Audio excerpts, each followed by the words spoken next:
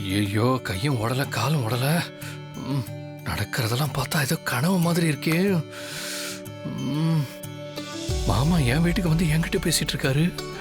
ஐயோ கதிரு, இன்னைக்கு நீ யார் முகத்துல முழிச்சியோ, நீ கும்பிடுற தெய்வம் உன்னை தேடி வந்துருச்சுடா.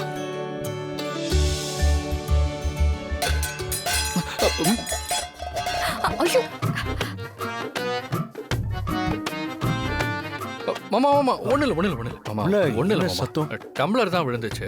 நான் டீ எடுத்துட்டு வரேன், நீங்க உட்காருங்க மாமா. உட்காருங்க. சரி பார்த்தா.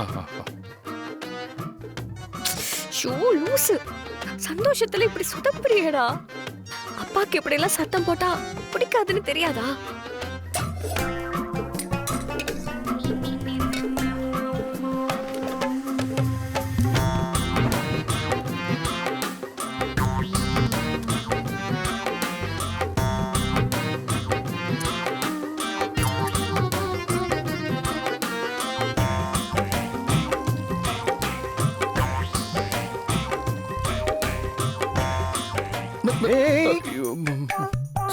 சாரி மாமா, பதட்டத்துல.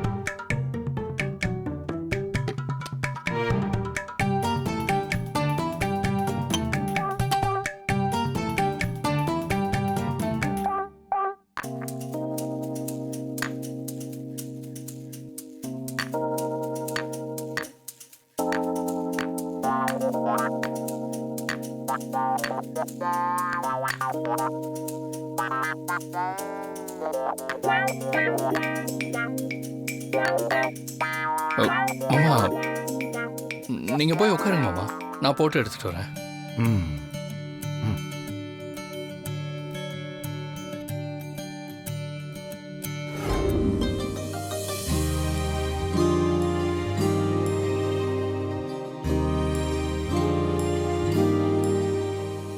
கதிர், ஏய் தனா, எங்க போன?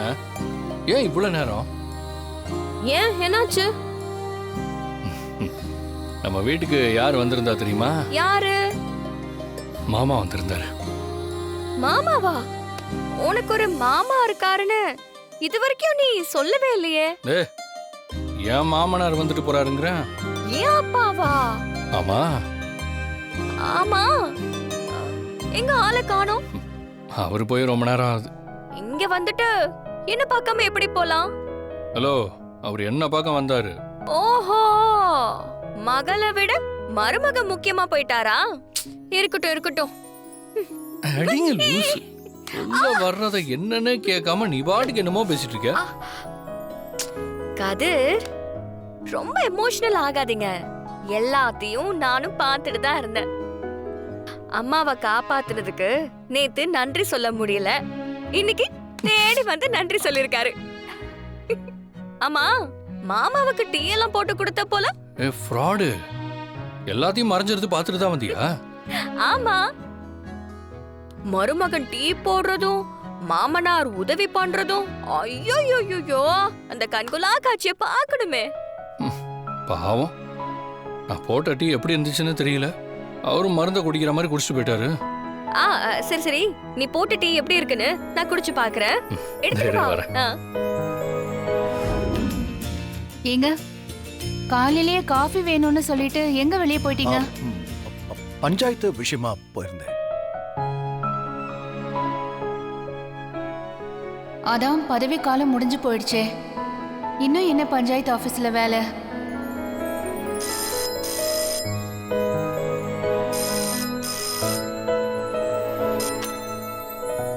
ஹலோ மா, நான் தனா பேசுறேன். அப்பா வீட்டுக்கு வந்துட்டாரா?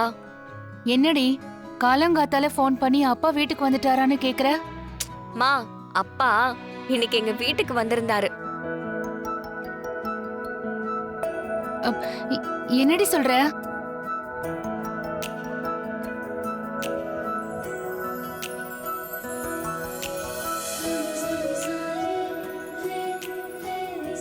ஓஹோ, இதான் பஞ்சாயத்து ஆபீஸா? அப்பா இங்க ஒரு பைய விட்டுட்டு போயிட்டாருமா. அத நாங்க அங்க கொண்டு வந்து கொடுக்கட்டுமா? ஆ, இரு, அப்பா கிட்ட கேட்டு சொல்றேன்.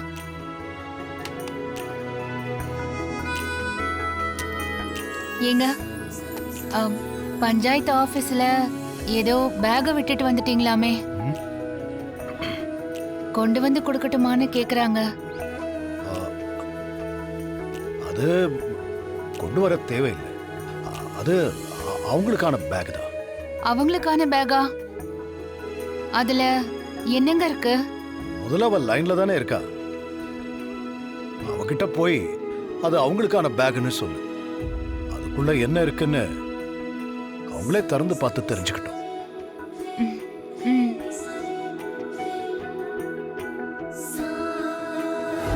நம்ம பைக்கோட ஆர்சி புக்கு 45,000க்கு அடமானம் வச்சிருந்தோம்ல.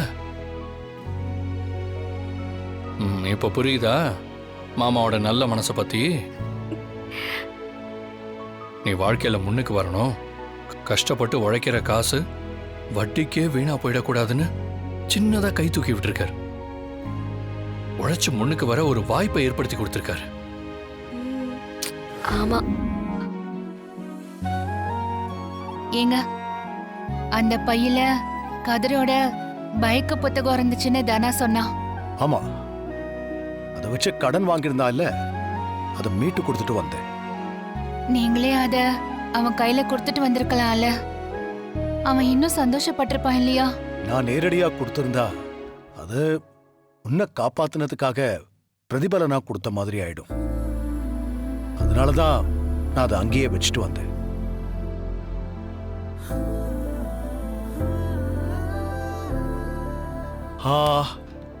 சரி, இன்னைக்கு தேர்தலுக்கான சின்னம் ஒதுக்குறாங்க. நம்ம காலையிலேயே பஞ்சாயத்து ஆபீஸ்க்கு போகணும். ஆ, சரிங்க, போலாம். என்னால அப்பாவை புரிஞ்சுக்கவே முடியலடா. நான் சரியா தான் புரிஞ்சு வச்சிருக்கேன். நம்ம லைஃப்ல முன்னுக்கு வந்து காட்டி அவரை தலை நிமிர வைக்கணும். புரியுதுடா. இப்ப நாம உடனே என்ன செய்யணும் தெரியுமா?